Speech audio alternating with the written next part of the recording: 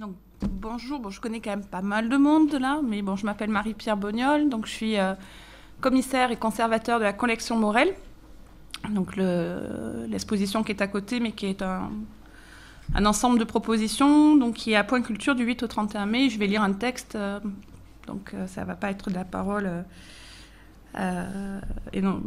énoncée, dite, sur ce que je mets dans la collection, les notions que j'y mets, ce qui s'articule pour moi dans cette proposition de collection Morel. Donc ça me touche beaucoup d'être ici, parmi vous, entre vous, ici et maintenant, pour cette première présentation publique de collection Morel. C'est un projet que j'ai ouvert en 2010 sur la question du lieu, sur ce qui se passe quand quelque chose se passe dans un lieu. Lorsque dans certains lieux, nous avons une autre perception du temps, quand tout s'y vit plus intensément. En parallèle, je réfléchissais beaucoup aux bibliothèques, ce qui les constitue, ce qu'elles représentent, et plus particulièrement les bibliothèques imaginaires et les collections de fiction. Sans le savoir, j'entamais alors une danse à bras-le-corps avec mon imaginaire, à la façon dont je lui donne corps en moi, et à la façon dont la vie telle qu'on l'a subie peut le rendre affamé et tout petit. Nous sommes assaillis d'images, de contenus, de partout, et pourtant peu de ces messages qui nous atteignent ont ce réservoir de sens qui nous permet d'habiter avec un peu plus de tendresse l'endroit, l'époque où l'on vit. Parfois, tout nous rend plus secs, plus perdus, plus meurtris. Le monde ne tourne pas comme nous le voulons, et pourtant, le temps de notre existence, nous l'habitons. Des lieux, cependant, permettent cette réconciliation. Dans l'espace, par l'espace, donc jardin, coin de jardin, paysage, habitation, nous vivons des instants où nous redevenons des êtres coïncidents, où nous ne sommes plus les étrangers d'un monde qui nous dépasse, impuissants d'un ordre des choses que nous ne comprenons pas. Dans ces lieux, je l'apprendrai au cours de mes recherches, de nombreuses superpositions s'opèrent entre le passé et le présent, entre l'imaginaire et la lumière, entre le visible et l'invisible, et le sens et le sentiment. Par l'instant, un lien se forme entre soi et le monde dont nous ne sommes plus isolés à présent. Dans ces lieux, par ces instants, nous devenons des hommes, des êtres vivants au-delà de nos rôles et de nos fonctions, et partons, pour certains d'entre nous, à la conquête du sens de l'existence et de la signification du temps à partir de l'instant. Alors j'ai lu, alors pas forcément beaucoup, parfois seulement quelques pages, l'œil aux aguets pour de nouvelles idées qui puissent participer à chaque fois à l'agrégation de mes intuitions. Donc j'ai aussi eu un petit garçon, un enfant donc, dont j'ai été pendant plusieurs mois le lieu, la maison, et qu'il peut retrouver en étant dans mes bras. Comment raconter tout ça ? Comment raconter la façon dont les expériences comme les idées qui nous traversent, la façon dont elles nous travaillent et nous changent ? De la façon dont l'espace n'est que notre mouvement et dont par le lieu nous nous incarnons.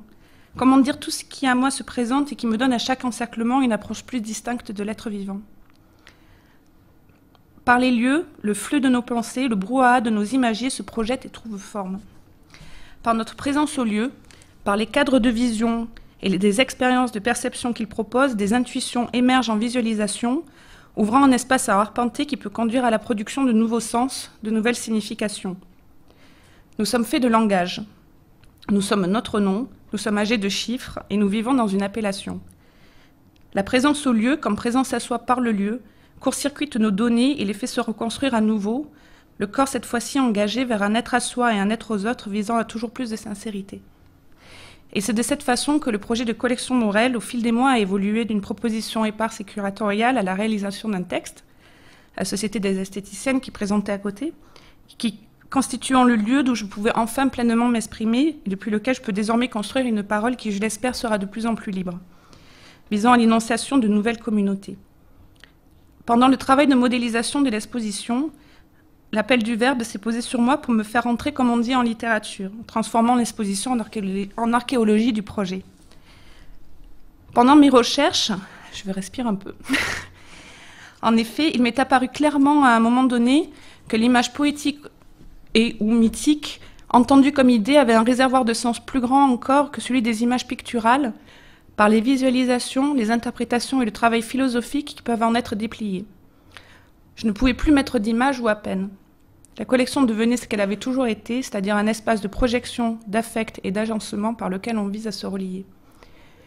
Pour cette installation, j'ai dû plonger dans un travail vertigineux, éreintant, qui constituait un retour sur toutes les unités d'idées, en chassant des traits d'espace et de mouvement que j'ai eu à parcourir, souvent simultanément, donnant une idée, je l'espère, de l'imaginaire et de la pensée au travail et du volume d'unité que chaque recherche vise à réduire et à agréger.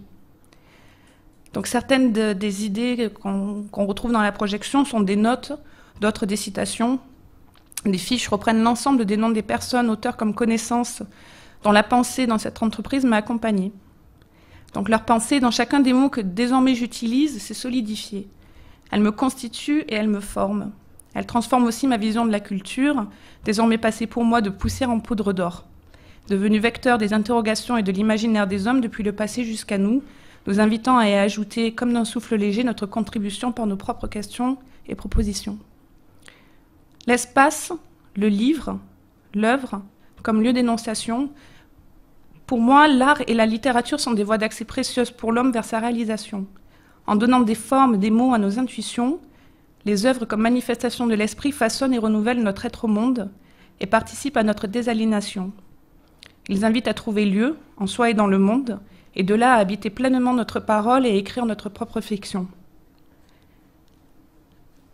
Cet espace ne serait jamais ouvert à moi si je n'avais pas été soutenue à des moments clés par les lectures de Gaston Bachelard, Enrique Villamatas et Jean-Yves Joannet. Le nom de Morel vient du roman L'invention de Morel de Bioy Casares, un roman dont les multiples lectures m'ont beaucoup marqué. Dans la dernière ligne droite, les tout derniers mètres, Hegel, le philosophe allemand donc, m'a été également d'un grand soutien, évoquant le mouvement qui fait se tourner vers ses passions véritables et leur donner la force d'un désir universel. Et donc me voilà aujourd'hui à ouvrir au monde le portail de la maison de mes écarts, où mon être en permanence se construit et se déconstruit, en espérant que dans ses traits, la force d'un désir universel s'y relie. Donc là, je tiens à remercier infiniment Pierre Emtine pour son invitation à venir présenter le projet à Point Culture, sa confiance et son accompagnement discret tout au long de ces 20 dernières années. Donc je tiens aussi à remercier tous ceux qui, par leurs écrits, par nos échanges, par leur soutien, m'ont accompagné dans cette recherche et m'ont aussi mené au point d'écriture. Donc merci à l'équipe de Point Culture, de la Cambre et à tous ceux qui m'ont aidé à la réalisation de cette exposition. Pierre, Marion, Mariette, Delphine, Jean-Philippe, Vanessa, Stéphie, Séverine, Samy, Alexandre, Sébastien, Pascal, Virginie, Marraine, Pablo, Maya, Guillaume et bien sûr tous les participants des rencontres que nous allons recevoir aujourd'hui. Nous formons ensemble maintenant un lieu, un instant, et j'espère que nous ouvrirons tous désormais individuellement et collectivement davantage de ces moments. Et je citerai volontiers pour terminer Eugène Cancelier qui dit « Seul le merveilleux est vrai ». Voilà, et maintenant je laisse la parole à Pierre Emtine, Pablo Loas, et je reprendrai après la parole pour annoncer le programme. Merci. À chacune et chacun, je suis très heureux de vous accueillir ici dans le cadre de Collection Morel. Je vais expliquer rapidement pourquoi vous êtes ici, quel est ce lieu et quel est le lien avec Collection Morel qu'on a voulu établir, quel est le sens d'accueillir Collection Morel ici. Vous êtes ici dans un lieu qui est une partie d'une ancienne médiathèque devenue Point Culture, ça s'appelle l'Agora du Sensible. Son objectif, c'est dans la longueur, avec les praticiens culturels, mais aussi tous les opérateurs culturels, installer un débat permanent sur l'importance des pratiques culturelles, dans ce que, à travers elles, un monde se construit quand elle nous traverse, et pratiques culturelles aussi comme levier pour nous-mêmes intervenir dans la construction d'un monde, la construction d'un vivre ensemble, etc. Alors les pratiques culturelles en général, c'est limité à la relation aux arts, mais nous avons une vision très large des pratiques culturelles, et donc les pratiques culturelles, c'est aussi quel lien, quelle relation nous entretenons avec les lieux, les habitats, les fragments d'habitat. Alors, ce qui est important dans les pratiques culturelles, c'est surtout dans les relations avec les endroits, avec les lieux, les coins, les recoins, ces moments d'empathie. Et dans ces moments d'empathie, on sent que d'autres types de connaissances sont possibles, d'autres cheminements pour nous sont possibles. La relation aux choses, aux objets, aux œuvres, à la lumière, au son, au vide, aux plantes, aux animaux, tout d'un coup, peuvent se recomposer autrement. On prend conscience dans ces moments d'empathie que nous reposons sur un savoir, une raison occidentale, qui nous met toujours en position d'observateur de l'objet, et que nous sommes tenus dans notre éducation et dans notre évolution à garder, instituer, instaurer sur le long terme nous sommes garants, sous une forme de commande, d'une raison surplombante, de garder une distance avec l'objet, les choses, les plantes, les végétaux, etc. Or, je pense qu'il y a un enjeu dans les relations au lieu qui est beaucoup plus important et qui doit nous aider à reconfigurer le sensible vers d'autres possibles, puisqu'on est quand même dans une société qui est en face à beaucoup de problématiques. Pour expliquer cet enjeu des relations au lieu, j'ai découvert il n'y a pas longtemps dans un livre qui vient de sortir, qui est Vivre de paysages de François Julien, un extrait qui prend 3 minutes à lire, donc c'est pas très long, ce ne sera pas assommant, mais qui résume et qui exprime, je crois, cela de manière la plus précise possible. Donc, qui exprime de la manière la plus précise l'enjeu que nous mettons, nous, ici, dans l'Agora du sensible, dans l'ouverture à la réflexion au niveau des pratiques culturelles, jusque ces rencontres avec ceux qui nous entourent et comment on se construit avec ceux qui nous entourent. Alors, François Julien, c'est un sinologue philosophe, mais il écrit aussi en français. Donc,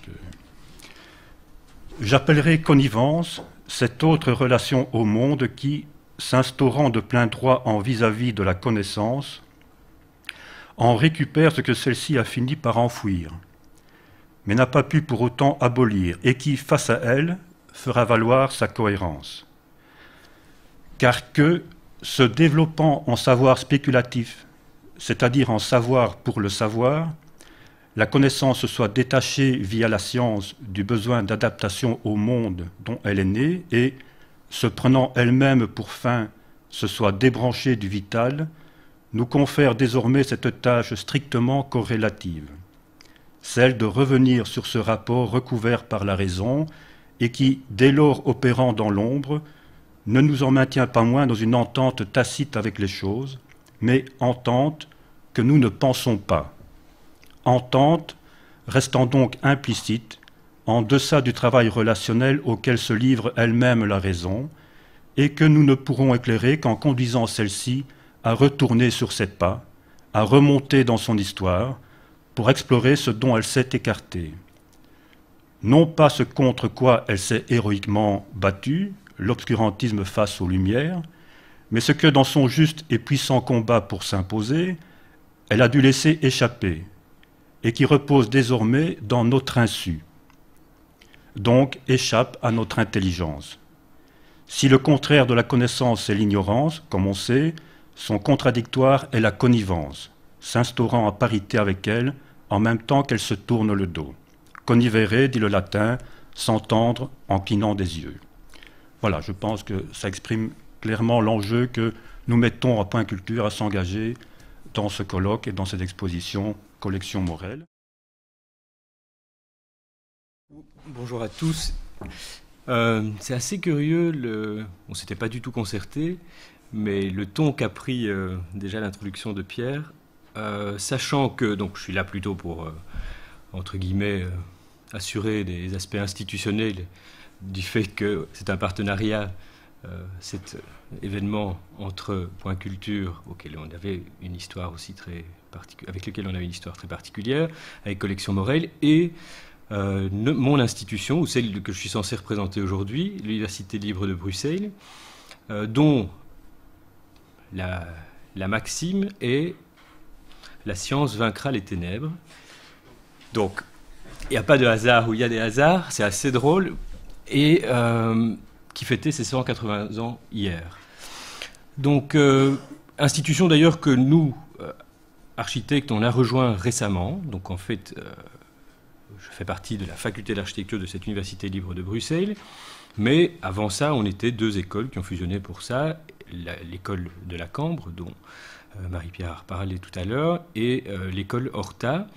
Et je dis ça parce que c'était des conceptions vraiment de l'architecture très différentes et qui m'amènent à vous donner quelques-unes des raisons pour lesquelles il m'a semblé intéressant d'associer la faculté à ce projet. Puisque faculté d'architecture, on est sans doute, on se sent plus que beaucoup d'autres la charge, la mission de traiter d'espace, et sans dévoiler trop de choses un peu problématiques, je ne sais pas, ou en tout cas questionnantes. Ce qui est curieux, c'est que la faculté a adhéré très rapidement au projet d'association avec le projet de collection Morel. Mais après, lorsqu'il s'est agi de trouver des collègues, des confrères pour prendre la parole ici, non pas seulement pour ce petit rôle que je tiens là maintenant, c'était le désert.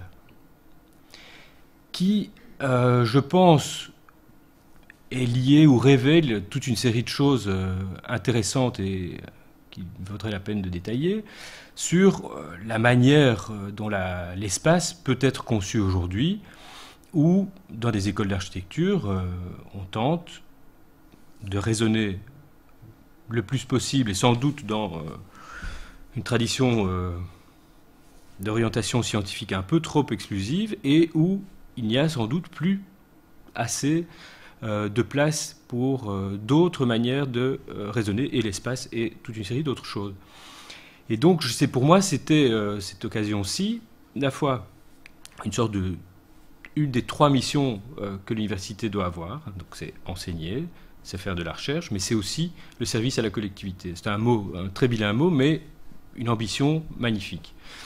Et donc, je suis persuadé vraiment de ça, et donc ça fait partie de ce volet des obligations sociétales, morales, que l'université, je trouve, doit avoir aujourd'hui. Mais c'est aussi, ça c'est dans une option un peu, ou dans une optique un peu, dans le sens où la recherche, l'enseignement, tout ce savoir qui se constitue à l'université peut être ou doit être partagé et diffusé avec une sorte de hiérarchie entre les... Enfin bon, passons les détails. Mais c'était aussi pour moi l'occasion, ce partenariat et cette ouverture, d'espérer que plus d'entre nous, étudiants, enseignants, se confrontent à ce qu'on appelle de nos voeux. On est toujours les architectes frustrés de ce que le public n'est pas assez intéressé par l'architecture. Et puis voilà qu'une occasion nous est donnée et on ne répond pas terriblement présent. Voilà.